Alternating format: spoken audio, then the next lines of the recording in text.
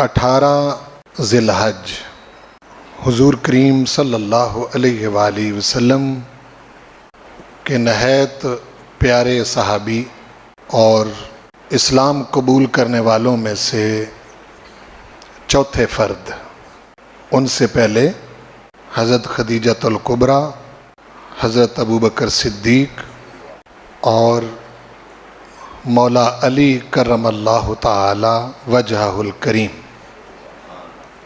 یہ 3 فرد پہلے اسلام قبول کر چکے۔ چوتھی شخصیت سیدنا عثمان بن عفان رضی اللہ تعالی عنہ کی ہے۔ اس سے آپ اندازہ لگائیں کہ سیدنا عثمان رضی اللہ تعالی عنہ کی کتنی بڑی اہمیت ہے اسلام میں۔ سیدنا ابوبکر صدیق کی ترغیب سے آپ نے اسلام قبول کیا اور اپنی خالہ کے گھر میں آپ بیٹھے ہوئے ہیں تو وہ حضور کریم صلی اللہ علیہ وسلم کے بارے میں ہی باتیں کر رہی تھی۔ کہنے لگی کہ عثمان، میں دیکھ رہی ہوں کہ آنے والے وقت میں تیرے نکاح میں ایک نبی کی 2 صاحبزادیاں یکے بعد دیگرے آئیں گی۔ یہ سیدنا عثمان بن عفان رضی اللہ عنہ کی خالہ بات کر رہی ہیں، جس طرح کوئی آنے والے حالات کی خبر دیتا ہے۔ فرماتی ہیں کہ میں دیکھ رہی ہوں کہ آنے والے وقت میں ایک نبی کی 2 صاحبزادیاں تیرے نکاح میں آئیں گی، اور وہ نبی محمد الرسول اللہ صلی اللہ علیہ وآلہ وسلم ہوں گے۔ فرماتے ہیں کہ میں ان کی بات سن کے حیران ہوا اور متعجب بھی ہوا، چونکہ فرماتے ہیں کہ میری خالہ چہرہ دیکھ کے تو دور تک اس شخصیت کے بارے میں حساب لگا لیتی تھی۔ تو سیدنا ابوبکر صدیق نے ترغیب دلائی، آپ نے اسلام قبول کیا اور آپ چوتھے مسلمان ہیں۔ اس سے آپ اندازہ لگائیں کہ حضور کریم صلی اللہ علیہ وسلم کی پوری حیات طیبہ تقریباً اس کا انہوں نے مشاہدہ کیا ہے۔ عمر میں سیدنا عثمان بن عفان رضی اللہ عنہ رسول کریم سے 6 سال چھوٹے ہیں۔ ہاتھی والا واقعہ جو ابرہہ کا مشہور ہے، اس کے 6 سال بعد آپ کی ولادت ہوئی۔ نبی کریم صلی اللہ علیہ وسلم کے ساتھ ہی تقریباً آپ کی عمر گزری ہے۔ قریش کے 2 بڑے خاندان بنو ہاشم اور بنو امیہ، آپ کا تعلق بنو امیہ خاندان سے ہے۔ ان میں سے رب ذوالجلال والاکرام نے بالکل شروع میں، آغاز میں ہی حضور کی غلامی کا شرف جس شخصیت کو بخشا وہ حضرت عثمان بن عفان رضی اللہ عنہ ہے۔ گویا کہ سیدنا ابوبکر صدیق کو ایک ساتھی مل گیا، آپ کی ترغیب سے مسلمان ہوئے، اور جب بھی کوئی تحریک چلتی تو اس میں مال کا بڑا عمل دخل ہوتا ہے۔ کہتے تو ہیں کہ یہ دنیا کا مال ہے، کچھ نہیں ہے، لیکن اس مال کے بغیر بڑے بڑے کام بھی نہیں ہوتے۔ سیدنا عثمان بن عفان رضی اللہ عنہ شروع سے ہی قسمت کے دھنی تھے، اور رب ذوالجلال والاکرام بعض لوگوں کو اس طرح کا ستارہ ہوتا ہے ان کا کہ جیسے مال ان پر عاشق ہوتا ہے، وہ کوئی تھوڑی سی بھی تدبیر کریں تو کثرت کے ساتھ مال ان کا مقدر بن جاتا ہے۔ سیدنا عثمان رضی اللہ عنہ بھی ایسے ہی افراد میں سے تھے۔ کپڑے کا کاروبار آپ نے کیا جس میں اللہ تعالیٰ نے برکت ڈالی، اور شروع سے ہی آپ کا خاندان بھی مالدار تھا، آپ کے والد بھی تاجر تھے، آپ بھی تجارت کرتے تھے اور شروع سے ہی مالدار تھے۔ غریبی آپ نے اپنے گھر میں نہیں دیکھی، لیکن مشکل بڑی برداشت کی۔ جس وقت حضور پر ایمان لے آئے اس وقت آپ کے ماموں نے کمرے میں بند کر دیا اور کمرے میں دھواں چھوڑ دیا کہ تنگ آ کے کسی طریقے سے یہ کہیں کہ میں حضور کو چھوڑتا ہوں، لیکن آپ نے فرمایا کہ میری بے شک جان بھی چلی جائے تو میں حضور کو نہیں چھوڑ سکتا۔ تو جب آپ کا عزم دیکھا تو پھر گھر والوں نے چھوڑ دیا۔ آپ نے بڑی تکلیفیں برداشت کی مالدار ہوتے ہوئے بھی، بلکہ مکے میں بہت سارے ایسے غلام سیدنا ابوبکر صدیق کے ساتھ مل کر جن کا خرچہ ان کے مالکوں کو دے کر ان سے آزاد کروایا، اور آپ پہلے وہ شخص ہیں جنہوں نے اہل مکہ کے ظلم سے تنگ آ کر اپنی اہلیہ کے ساتھ حضور علیہ السلام کی بیٹی حضرت رقیہ رضی اللہ تعالی عنہا کے ساتھ حبشہ کی طرف ہجرت کی۔ پتہ چلا کہ پیچھے کہ اہل مکہ مسلمان ہو گئے ہیں، واپس آئے لیکن خبر جھوٹی نکلی، پھر دوبارہ چلے گئے، پھر حبشہ سے ہی آپ مدینہ آئے۔ نبی کریم صلی اللہ علیہ وسلم نے اپنی بیٹی حضرت رقیہ کا نکاح آپ کے ساتھ کیا، وہ آپ کی خالہ کی دی ہوئی بشارت پہلی پوری ہو گئی۔ تو حضور علیہ السلام بڑی محبت کرتے تھے اور یہ حضور سے بڑی محبت کرتے تھے۔ تکلیفوں کے باوجود آپ نے کبھی بھی حضور کا ساتھ نہیں چھوڑا۔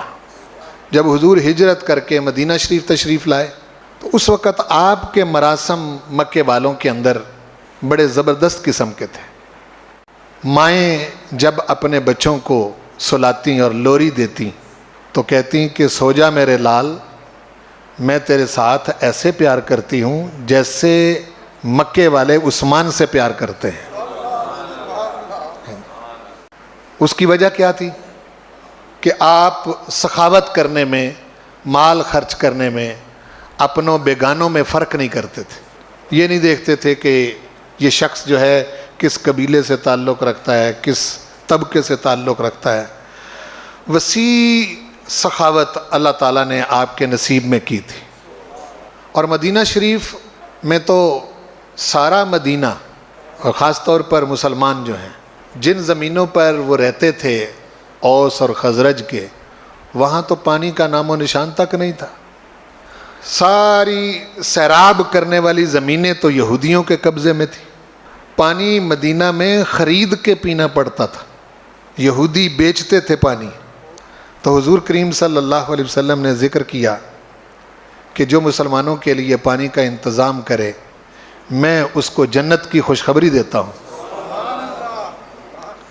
تو آپ نے اس وقت نہیں بات کی، آپ وہ بیر روما والے یہودی مالک سے ملے، اس نے دیکھا کہ اس وقت یہ پھنسے ہوئے ہیں، اس نے 4 گنا زائد قیمت لگا کے، 4 گنا بھی زائد قیمت لگا کے کہا کہ میں اتنے پیسے لوں گا۔ آپ نے فرمایا کہ ٹھیک ہے، قبول ہے۔ اس کو پیسے دیے اور کنواں خرید لیا۔ آ کے عرض کی آقا آپ نے ایک بات کی تھی پانی کے حوالے سے، تو اگر وہ پانی جو ہے وہ میں خرید دوں تو فرمایا کہ وہ جنت کی بشارت تیرے لیے۔ تو آپ نے فرمایا حضور میں نے وہ کنواں جو ہے وہ خرید کے مسلمانوں کے لیے بلکہ سب اہل مدینہ کے لیے عام کر دیا ہے، اپنے بیگانے جو بھی وہاں سے جائے پانی پیے۔ یہ پہلا کنواں تھا جو سیدنا عثمان غنی نے خریدا اور اس کو عام کر دیا۔ اب جو مختلف کنووں پر یہودی پانی بیچتے تھے ان کے پاس تو پھر کوئی جاتا ہی کوئی نہیں تھا، اسی ایک کنویں سے ہی سارے پانی بھر کے لے جاتے تھے۔ یہ وہ ہستی ہیں جس نے پورے مدینے کو پانی سے سیراب کیا ہے، اور جب اس دنیا سے گئے تو 40 دن تک ظالموں نے آپ پر پانی بند رکھا ہے اسی مدینے میں۔ حضور کریم صلی اللہ علیہ وسلم کے اشارے سمجھتے تھے آپ کہ آپ چاہتے کیا ہیں۔ آپ اندازہ لگائیں 900 اونٹ کتنی قیمت ہو سکتی ہے آج، 100 گھوڑے، اس کے علاوہ چاندی اور سونا اور مال۔ غزوہ تبوک کے موقع پر حضور کی خدمت میں پیش کی ہے. اندازہ لگائیں یہ کتنی بڑی قیمت ہوگی بھائی, آج کے حساب سے لگائیں نا آپ. تو حضور علیہ الصلوۃ والسلام خوش ہو گئے, اور آپ کو آنے والے حالات کا بڑا پتہ تھا, سرکار نور نبوت سے سب کچھ دیکھ رہے تھے. آج سوشل میڈیا کا دور ہے, اور داڑھی منڈے ذاکر اور بے ادب ملا اور اس قسم کے بکواس کرنے والے لوگ, جن کو معلوم نہیں ہے کہ عثمان کون ہے, ان کو معلوم نہیں ہے, وہ آج سوشل میڈیا پر 2-2, 4-4, 5-5 منٹ کے اشارتاً کنایتاً آپ کے بارے میں بے ادبی اور گستاخی کا ارتکاب کرتے ہیں اور امت کے اندر انتشار پھیلاتے ہیں. سیدنا عثمان غنی وہ ہستی ہیں کہ جس وقت آپ نے یہ پیشکش کی غزوہ تبوک کے موقع پر, تو حضور علیہ الصلوۃ والسلام نے ارشاد فرمایا ما در عثمان بعد ھذا الیوم, آج کے بعد عثمان کچھ بھی کرے اس کو کوئی چیز نقصان نہیں دے گی. میں یہاں رک کے آپ کو ایک بات عرض کرنا چاہوں گا, جس کو رحمت عالم نے اتنی گارنٹی اور وارنٹی دی ہو, آپ کو پتا تھا نا کہ بعد میں آنے والے لوگ وہ تاریخ کی کتابیں پڑھ پڑھ آپ پر تان کریں گے. تاریخ کی کیا حیثیت ہے؟ اگر آپ میں سے کوئی پڑھا لکھا انسان موجود ہے تو تاریخ کی ویلیڈیٹی کیا ہے, تاریخ کی اہمیت کیا ہے؟ تاریخ تو ایک لکڑیوں کا ٹال ہے, جہاں کچھ 4-5 کلو زائد کیا, 4-5 کلو کم کیا. اصل ترازو تو قرآن و سنت کا ہے نا, جس پر تولا جا سکتا ہے انسانوں کو. قرآن کی نظر سے دیکھو عثمان کون ہے, اور حضور علیہ الصلوۃ والسلام کی نظر سے دیکھو کہ عثمان کون ہے. مورخ کیا بتائے گا آپ کے بارے میں, تاریخ والوں کو کیا پتا ہے؟ میں اس پر بات کرتا رہتا ہوں. آج کے دور کا مورخ جو ہے, کیا آپ اس کے بارے میں تصور کر سکتے ہیں کہ وہ بعد میں آنے والے لوگوں کے لیے کوئی سچی خبر دے گا؟ نہیں. ہر لکھنے والے کی کسی نہ کسی طرف جھول ہوتی ہے. اور پروردگار نے ارشاد فرمایا کہ وَلَٰكِنَّ اللَّهَ حَبَّبَ إِلَيْكُمُ الْإِيمَانَ وَزَيَّنَهُ فِي قُلُوبِكُمْ. یہ جو میرے محبوب کریم صلی اللہ علیہ وسلم کے غلام صحابہ ہیں, یہ وہ لوگ ہیں کہ پروردگار نے ان کے لیے ایمان کو پسند فرما لیا ہے. ایک بات, وَزَيَّنَهُ فِي قُلُوبِكُمْ, اور ایمان کو ان کے دلوں میں مزین کر دیا ہے. وَكَرَّهَ إِلَيْكُمُ الْكُفْرَ وَالْفُسُوقَ وَالْعِصْيَانَ, کفر, فسوق اور عصیان کی جو جڑی بوٹیاں تھیں وہ حضور کے غلام صحابہ کے دلوں سے اکھیڑ دی ہیں. اولئک ھم الراشدون, یہ سب کے سب ہدایت یافتہ ہیں. اس لیے یہ سوشل میڈیا پر کوئی 2-4 منٹ کا آپ کے بارے میں کلپ سن کر اپنے ایمانوں کو خراب نہ کرو. رسول پاک سے زیادہ گارنٹی کون دے سکتا ہے؟ آپ کیا کہہ رہے ہیں؟ پتہ تھا آپ کو کہ بعد میں آنے والے عثمان پر اعتراض کریں گے, کبھی کچھ کہیں گے, کبھی کچھ کہیں گے, کبھی کچھ کہیں گے, طرح طرح کے تانے دیں گے آپ کو. اس لیے آپ نے پہلے ہی فرما دیا ما در عثمان بعد ھذا الیوم, آج کے بعد عثمان کو کوئی شے نقصان دے ہی نہیں سکتی, کچھ بھی کرے عثمان. اور سیدنا عثمان غنی کو جب یہ خوشخبری ملی تو آپ نے اپنی عبادت میں اضافہ کر دیا. کسی نے پوچھا آپ اس میں بڑھ گئے ہیں؟ فرمایا کہ اب میں جو عبادت کرتا ہوں یہ شکریہ کی عبادت کرتا ہوں. گارنٹی تو مل گئی, گارنٹی تو حضور سے مل گئی. مدینہ شریف میں آپ کا فیض, فیاضی کا, سخاوت کا اتنا زیادہ تھا کہ مدینے کا کوئی گھر آپ کے فیض سے خالی نہیں تھا. پہنچ پہنچ کے آپ خدمت کیا کرتے, اور سخاوت کا دریا بہہ رہا تھا آپ کی شکل میں. حضور کریم صلی اللہ علیہ وسلم کے وصال مبارک کے بعد یہ خلافت کی ابا سیدنا ابوبکر صدیق کو ملی, اور آپ کا دورانیہ تقریباً 2 سال کا ہے. ذہن میں رکھیں, میں ایک 2 اشارہ کر کے پھر وہیں آؤں گا. 2 سال کے عرصے میں آپ ماہانہ گزارا الاؤنس لیتے رہے جتنے میں گزارا ہو سکتا ہے، لیکن پورا حساب رکھا. اور جس وقت آپ کا وصال ہونے لگا آپ نے اپنی بیٹی ام المومنین سیدہ عائشہ صدیقہ رضی اللہ تعالی عنہا سے کہا کہ میرے خلافت کے دوران میں نے بیت المال سے صحابہ کے مشورے سے گزارے کے طور پر اتنی رقم لی ہے، میں ساری مسلمانوں کے بیت المال میں واپس کر رہا ہوں. ساری واپس کر دی. آپ کا دور ایک بنیاد کا دور تھا جس میں بنیاد رکھی، اور جو کام آپ نے کیے وہ آپ ہی کر سکتے تھے. سیدنا ابوبکر صدیق کے سوا کوئی نہیں کر سکتا تھا. میں اس کا ایک اشارہ آپ کو دے دوں کہ حضرت عمر بن خطاب بڑی کامیاب آپ نے خلافت نبھائی ہے. سیدنا ابوبکر صدیق کو وہ کہہ رہے ہیں کہ اس وقت آپ زکوٰۃ دینے والوں پر سختی نہ کریں.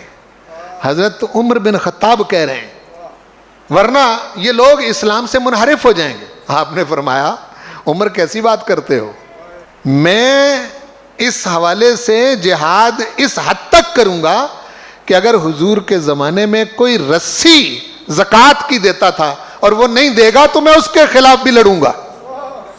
اب یہ عزم سیدنا ابوبکر صدیق کا ہی تھا. حضرت عمر بن خطاب جیسا بندہ وہ کہہ رہا ہے کہ ان سے ذرا نرمی کیجئے، لیکن آپ اس پر ڈٹے رہے. حضرت اسامہ بن زید کم عمر تھے، یہ بالکل اٹھتے ہوئے جوان تھے. بڑے بڑے جلیل القدر صحابہ عشرہ مبشرہ میں سے خود حضرت ابوبکر صدیق، خود عمر بن خطاب، خود عثمان غنی، خود حیدر کرار، اس درجے کے صحابہ جو ہیں ان کا سالار بنا دیا تھا. حضور اپنے وصال مبارک سے پہلے حضرت اسامہ بن زید کو سپہ سالار بنا گئے تھے. صحابہ آ گئے حضرت ابوبکر صدیق کے پاس، عرض کی یہ نو عمر ہیں، جوان ہیں، ان کو اتنا تجربہ نہیں ہے. تو آپ نے تمام صحابہ کی طرف دیکھ کر کہا میں خود کوئی فیصلہ کروں گا تو اس پر بات کرنا، یہ فیصلہ تو میرے آقا نے کیا ہوا ہے، میں وہی فیصلہ کروں گا جو حضور نے کیا. برقرار رکھا ان کو سپہ سالاری پر. حضرت اسامہ بن زید کی قیادت میں عمر بن خطاب جیسے بندے نے جہاد کیا ہے. غور فرمائیں. یہ دور گزرا، پھر 10 سالہ دور حضرت عمر بن خطاب کا آیا ہے. وہ 10 سالہ دور اتنا مضبوط دور ہے کہ آپ کی سخت طبیعت کی وجہ سے ہاتھ میں ہر وقت کوڑا اور تیر رکھتے تھے، اور بڑے بڑے جلیل القدر عشرہ مبشرہ صحابی جو ہیں ان کو بھی نہیں چھوڑتے تھے. یعنی بڑی مجلس میں اگر کسی نے غلطی کی نہیں، زندہ دلوں کی طرح اس کی پشت پر کوڑا برساتے اور کہتے کہ یہ تم نے کہاں سے سیکھا ہے. حضرت عبد الرحمن بن عوف عشرہ مبشرہ میں سے ایک مجلس میں انہوں نے غلطی کی، انہوں نے ان کی پشت پر کوڑا مارا. فرمایا یہ طریقہ تم نے کہاں سے سیکھا ہے، یہ تو حضور کا طریقہ ہی نہیں ہے. اتنی جرت کے ساتھ آپ نے خلافت نبھائی 10 سال تک. اور 10 سال تک پھر مدینہ شریف میں فتوحات کے ذریعے مال آنا شروع ہو گیا. یہ بنیاد پڑی تھی. اس سے پہلے اہل مدینہ نے وہ رونق مال کی رمک دمک نہیں دیکھی تھی. جس وقت بیت المقدس فتح ہوا اس وقت رومیوں کا مال، پھر مصر کا مال، شام کا مال، آرمینیا کا مال، قبرص کے علاقے کا مال، یہ سب جو فتوحات ہوئیں ان کا مال مدینہ شریف میں پہنچنا شروع ہو گیا. حضرت عمر بن خطاب کے زمانے میں ہی ایران فتح ہوا. جس وقت مسجد نبوی میں مال غنیمت آیا تو سونے چاندی کا ڈھیر لگ گیا، اور اہل مدینہ کی آنکھیں دیکھ کر کھلی کی کھلی رہ گئیں. حالانکہ وہ کسرا جو تھا وہ اپنی بساط کے مطابق اپنی سواریوں پر لاد کر نکل گیا تھا، یہ لادا نہیں گیا تھا جتنا آیا ہے. عربوں نے تو یہ مال نہیں دیکھا تھا پہلے، اہل مدینہ نے اور اہل مکہ اب ایک ہی طرز بود و باش تھی، ان کی علیحدہ نہیں تھی. اس وقت مال آنا شروع ہوا صحابہ خوشحال ہو گئے, ان کے گھروں میں رونق آ گئی اور فاقے ختم ہو گئے, مکان ان کے اچھے بننے لیکن 10 سالہ دور میں صحابہ کو دیکھ کر سیدنا عمر بن خطاب خوش ہوتے تھے, لیکن اپنی ذات پر کوئی پیسہ خرچ نہیں کیا. اپنا لباس وہی رکھا پیوندوں والا, اپنا طریقہ وہی رکھا کہ مسجد میں اینٹ اپنے سر کے نیچے رکھ کے سو جاتے تھے, اپنے گھر کی حالت نہیں بدلی. مدینہ شریف میں حضرت عمر بن خطاب کے گھر کو دیکھ کر صحابہ کہتے تھے کہ آپ بھی اپنے گھر کی حالت کچھ ٹھیک کر لیں. آپ نے فرمایا نہیں, تمہارے حالات اچھے ہو گئے, میں اس پر خوش ہوں. خود اپنی ذات پر فخر طاری رکھا, اور اس سے موقع نہیں ملا کسی کو, انگلی اٹھانے کا موقع نہیں ملا. یعنی کس درجہ محتاج تھے آپ. روکھی سوکھی کھاتے, کھردرے کپڑے پہنتے. جتنے گورنر تھے سب گورنروں کا لباس آپ سے اچھا ہوتا تھا. 40 پیوند آپ کے جبے پر لگے ہوتے تھے. غور فرمائیں, اور وقت کے حکمران ہیں, اور حکمرانی بھی کوئی یہ پاکستان والی مملکت کی نہیں, یہ تو بڑا چھوٹا سا ملک ہے. اس وقت پورا عرب ہے, مصر ہے, آرمینیا ہے, آذربائیجان ہے, روس تک پہنچ چکے ہیں مسلمان. یہ سارے علاقے اس وقت مملکت کے اندر آ چکے ہیں. نہ وائرلیس کا دور, نہ انٹرنیٹ کا دور, نہ فون, نہ رسل و رسائے کے ذائع, نہ کوئی تیز رفتار سواریاں, نہ کوئی ایروپلین, نہ جہاز, نہ کوئی جنگی اس طرح کا ساز و سامان. یہ شخص مدینہ شریف سے صرف ایک بار بیت المقدس کے موقع پر باہر گئے ہیں, رہے بھی مدینہ میں ہی. مدینے میں رہ کے 36 لاکھ مربع میل کے ایریے میں کوئی شے ہلنے نہیں دی. غور فرمائیں, کوئی چیز ہلنے نہیں دی. کسی گورنر کی مجال تھی کہ آپ کے حکم کے علاوہ کوئی اور فیصلہ کرتا؟ سال بعد سارے گورنروں کو مقام عرفات میں اکٹھا کر لیتے تھے, اور حج تو ہر علاقے سے کرنے لوگ آتے تھے. سیدنا عمر بن خطاب خود حج کا خطبہ دے کے کھڑے ہو جاتے, اور ایک پتھر کے اوپر ایک علاقے کے گورنر کو کھڑا کرتے اور کہتے یہ مصر کا گورنر ہے, مصری لوگ جو حج کرنے آئے ہیں آگے آئیں. تمام مصر کے لوگ آگے آتے. فرمایا یہ مصر کا گورنر ہے, اس سے کوئی تمہیں شکایت؟ حج کے موقع پر تقرری ہوتی, حج کے موقع پر ہی معزولی ہوتی, اور حج کے موقع پر ہی ان کے فیصلے سنتے. حج کے موقع پر ایک لوگوں نے کہا کہ جی یہ انہوں نے اپنے گھر کے آگے دربان رکھا ہوا ہے, اور یہ باریک کپڑے پہنتے ہیں, انہوں نے ایک اچھی سواری رکھی ہوئی. آپ نے اسی وقت حکم نامہ جاری کیا اور ایک چھڑی پکڑائی. فرمایا میں تمہارے والد کو جانتا ہوں, وہ بکریاں چرایا کرتے تھے, تم گورنر نہیں ہو, آج کے بعد بیت المال کی بکریاں چرایا کرو. یہ فیصلے ہوتے تھے. سمجھ آ رہی؟ غور کریں کہ کتنا ایریا ہے, آج کتنا فاسٹ زمانہ ہے. بولو بھائی, اب دنیا کہہ رہی کہ جی پوری دنیا گلوبل ولیج بن چکی ہے, 1 سیکنڈ کے اندر ہر جگہ خبر پہنچ جاتی. وہاں تو خبر پہنچنے میں بھی مہینے لگ جاتے تھے, لیکن کسی کی مجال نہیں تھی. وجہ کیا تھی؟ اپنی ذات پر اتنا فخر اور اتنی شے طاری کر لی تھی کہ کسی کو مجال دم زدن تھی ہی نہیں. 10 سالہ دور کے بعد حضرت عمر بن خطاب نے 6 آدمیوں میں سے کہا کہ آپس میں مشورہ کر کے کسی ایک کو خلیفہ بنا لینا. وہ اتفاق رائے سے حضرت عثمان بن عفان رضی اللہ تعالی عنہ خلیفہ بن گئے. آپ کا دور 12 سال کا دور ہے. یہ میں آپ کو اس لیے بتا رہا ہوں کہ کچھ چیزیں آپ کو سمجھانا چاہ رہا ہوں. اب سیدنا عثمان غنی کا مزاج پہلے دونوں خلفاء سے مختلف تھا. سیدنا عثمان غنی فخر والا مزاج نہیں تھا, نہ پہلے تھا اسلام قبول کرنے سے, نہ اسلام قبول کرنے کے بعد. لباس اچھا, کھانا اچھا, رہن سہن اچھا, تجارت تھی, کاروباری تھے, بہت وسیع مال تھا. آپ حیران ہوں گے جو میں فگر بتانے لگا ہوں. جس وقت سیدنا عثمان غنی کی شہادت ہوئی ہے اس وقت آپ 1 کروڑ اور 50 لاکھ درہم کے قریب آپ مالک تھے. مال عاشق تھا, ہاتھ ڈالتے مال ہی مال ہو جاتا. یہ مقدر ہوتے ہیں, بعض شخصیتیں ایسی ہوتی ہیں. اور یاد رکھیں کہ جس طرح علم کسی بندے کے پاس آ جائے تو اس کے حاسدین پیدا ہو جاتے ہیں, اس طرح مالدار کے بھی بڑے حاسدین ہوتے ہیں. اس کے تو اپنے بیگانے حاسدین ہو جاتے ہیں, رشتہ دار بھی حاسدین ہو جاتے ہیں, گلی محلے والے بھی. وہ حساب لگ, یہ کرتا کیا ہے, اتنا مال اس کے پاس آ کہاں سے گیا ہے. اس طرح کی باتیں جو ہیں وہ کرتے رہتے ہیں لوگ. سیدنا عثمان غنی کے بارے میں بھی یہی تھا. اچھا عجیب بات یہ ہے کہ جن پر خرچ کرتے تھے حاسدین بھی وہی تھے. مولا علی کرم اللہ وجہ کریم کا قول ہے نا کہ جس پر احسان کرو اس کے شر سے ڈرو, وہ یہی بات ہے.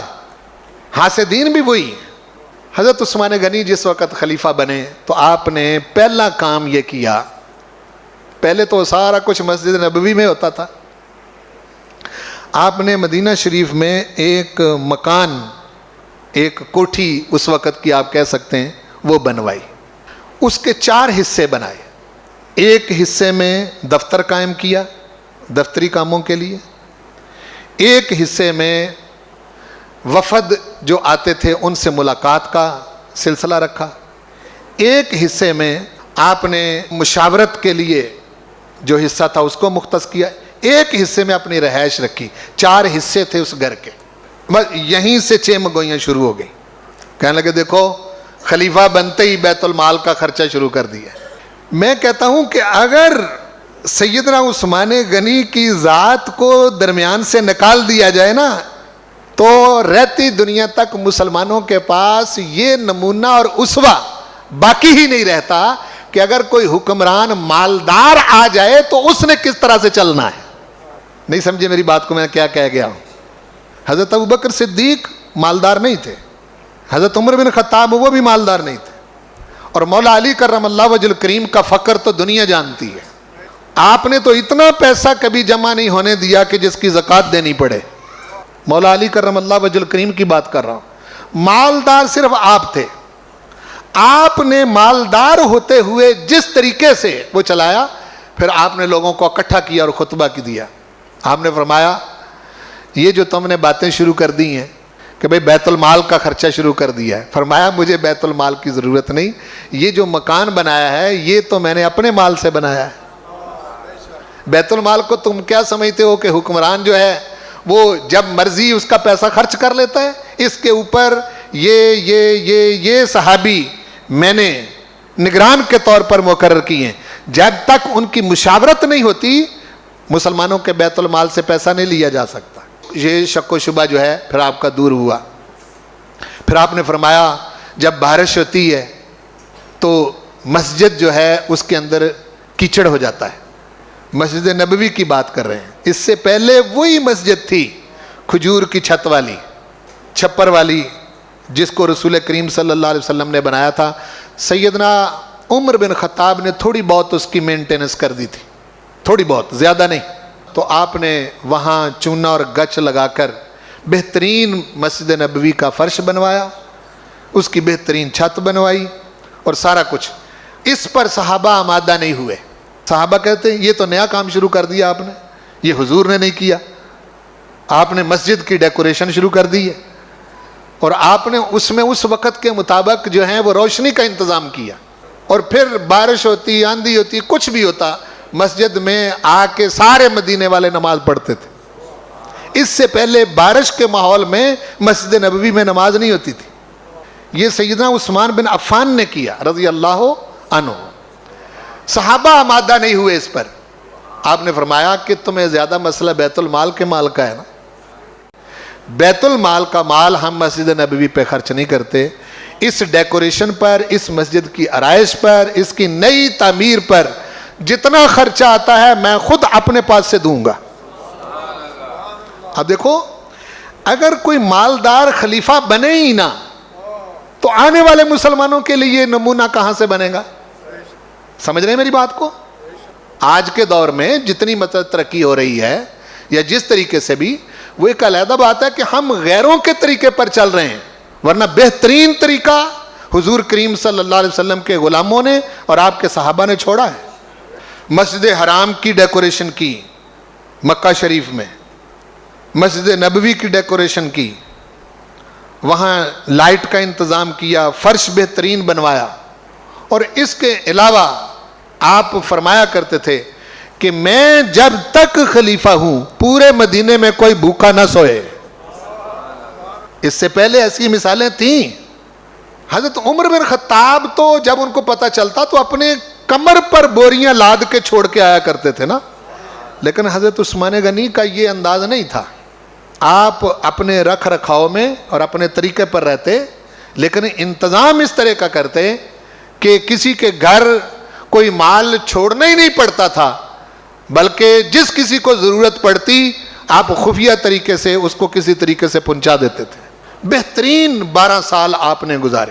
پہلے 6 سال میں تو اتنی ترقی ہوئی. یہ جو علاقہ ہے قبرص کا، یہ آپ کے دور میں فتح ہوا ہے. پھر وہاں سے مال غنیمت کی صورت میں مال آیا، لونڈیاں آئیں، اور وہاں سے جو عورتیں مدینہ شریف میں آئیں جن کو پھر تقسیم کیا گیا، وہ عورتیں اہل مدینہ کی عورتوں سے بالکل مختلف تھیں. ان کا انداز علیحدہ تھا، ان کے کپڑے، ان کے رہنے کا سٹائل، ان کے سب چیزیں جو ہیں وہ بالکل مختلف تھیں. صحابہ جب مصر پہنچے تو تب جا کے ان کو پتہ چلا کہ رہن سہن زندگی کے اندر تمدن جو ہے وہ اس لیول کا بھی ہوتا ہے، ورنہ وہ بڑی سادہ سی زندگی بسر کرتے تھے.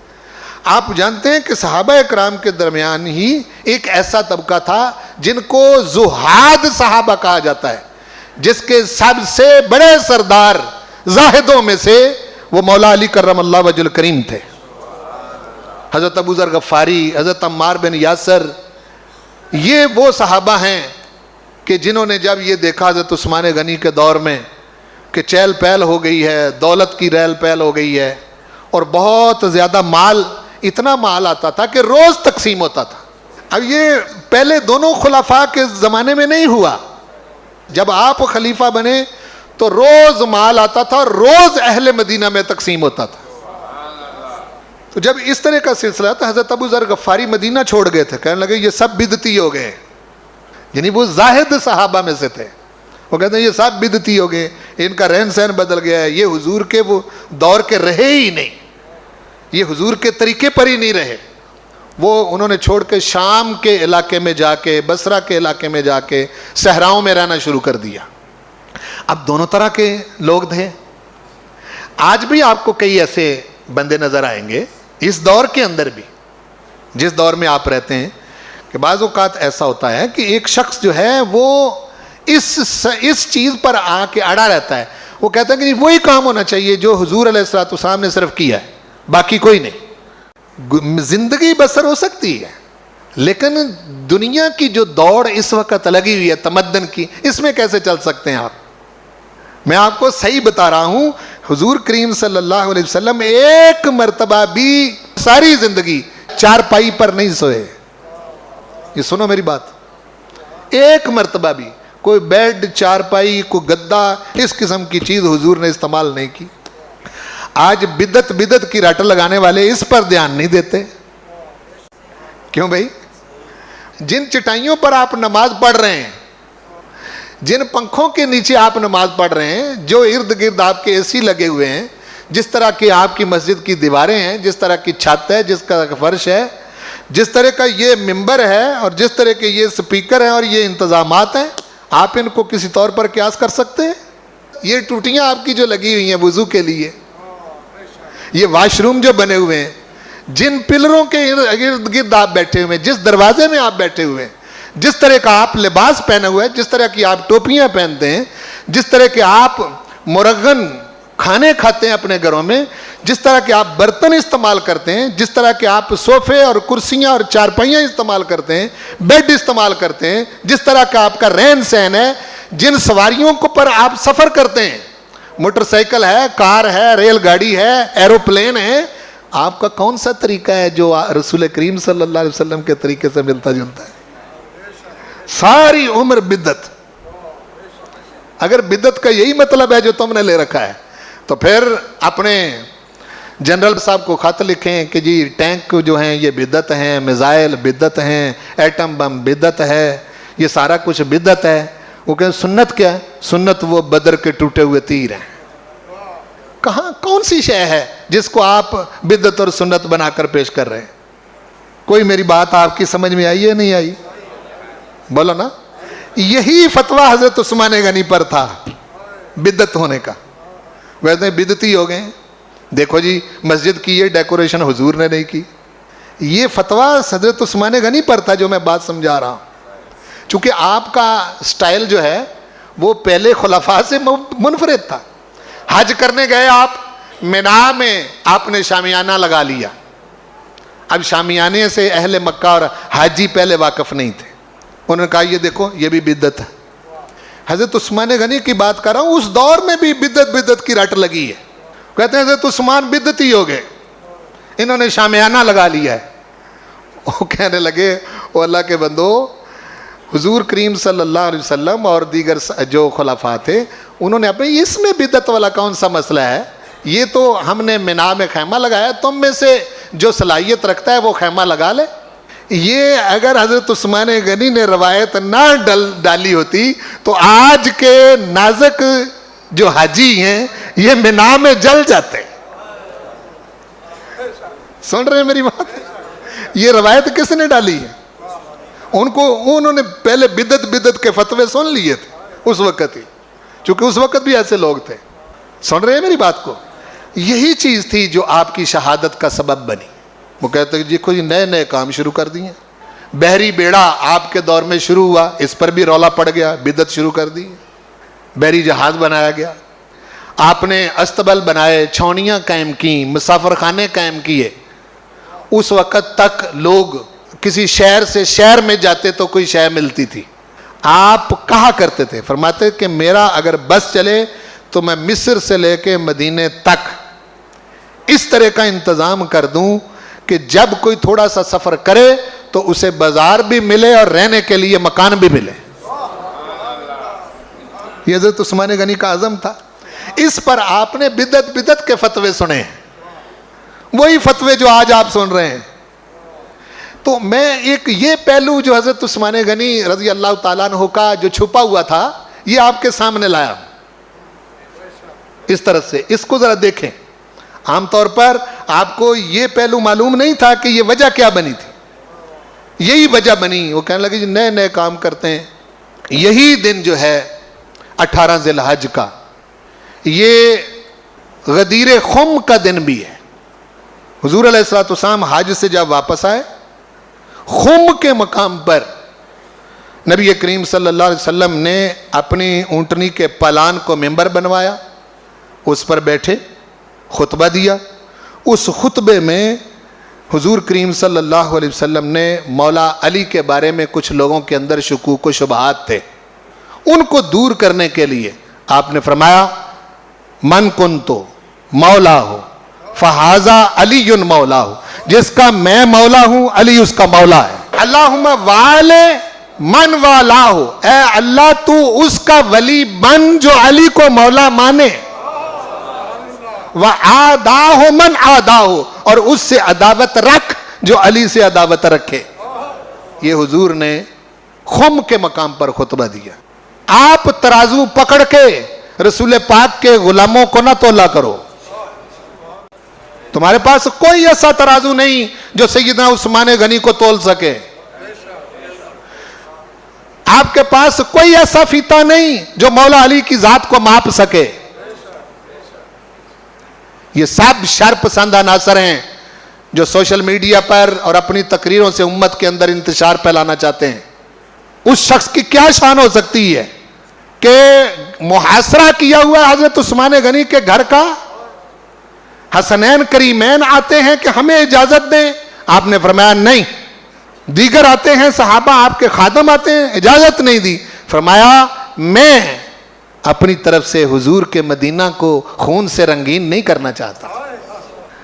और कह रहे हैं कि मुझे तो हुजूर मिले हैं रात, उन्होंने कहा है कि उस्मान कल हमारे साथ आके रोजा अफ्तार करना।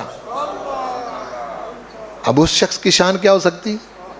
آخری بات عرض کر کے میں ختم کرتا ہوں. مولا علی کرم اللہ وجہ کریم کے پاس ایک شخص آیا, اس نے حضرت عثمان کو برا بلا کہا, تو مولا علی کرم اللہ وجہ کریم نے اس شخص کو پکڑ لیا اور فرمایا کہ تم کسی ایسے شخص کو بیٹی دے سکتے ہو جس کو تم ناپسند کرتے ہو؟ پوچھا. وہ کہنے لگا جی نہیں, بیٹیاں تو جگر کا ٹکڑا ہوتی ہیں, یہ تو بڑی دیکھ بھال کے دی جاتی ہیں. تو فرمایا عثمان وہ ہے جس کے نکاح میں حضور نے 2 بیٹیاں دی ہیں. پھر پوچھا اسی شخص سے, فرمایا حضور کوئی فیصلہ اللہ کے فیصلے کے بغیر کر سکتے ہیں؟ کہنے لگا جی نہیں. فرمایا اللہ کا فیصلہ بھی یہی, رسول پاک کا فیصلہ بھی یہی. آج کے بعد مولا علی کہہ رہے ہیں, آج کے بعد میرے سامنے اگر عثمان کی برائی کی تو میں تیرا سر تن سے جدا کر دوں گا. کیسی محبت ہے ان کے اندر. اور یہاں کیسے کیسے خبیث لوگ شرارتیں کر رہے ہیں, کبھی کسی نام پر کبھی کسی نام پر. پروردگار میری اور آپ کی حفاظت فرمائے.